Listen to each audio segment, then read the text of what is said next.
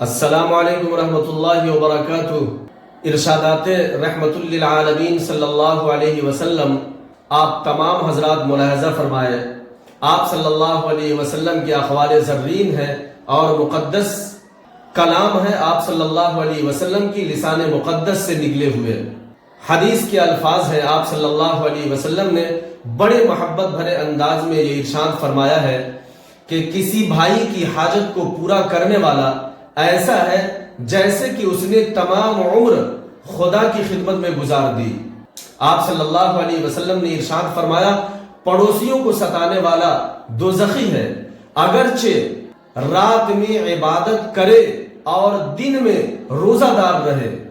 آپ صلی اللہ علیہ وسلم نے ارشاد فرمایا، پڑوسیوں کا حق صرف یہ نہیں کہ ان کو ستایا نہیں جائے بلکہ ان کے ساتھ احسان کرنا اور حسن سلوک کرنا بھی ضروری ہے۔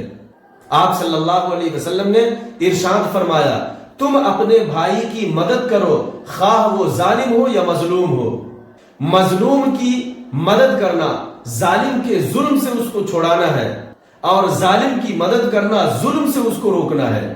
آپ صلی اللہ علیہ وسلم نے ارشاد فرمایا کہ جب جنازہ جائے تو مردے کے غم سے زیادہ اپنا غم کر اور یہ خیال کر کہ وہ ملک الموت کا منہ دیکھ چکا ہے، میں ابھی باقی ہوں، وہ موت کی تلخی چکھ چکا ہے، میں ابھی باقی ہوں، وہ خاتمہ کے ڈر سے نکل چکا ہے، میں ابھی باقی ہوں۔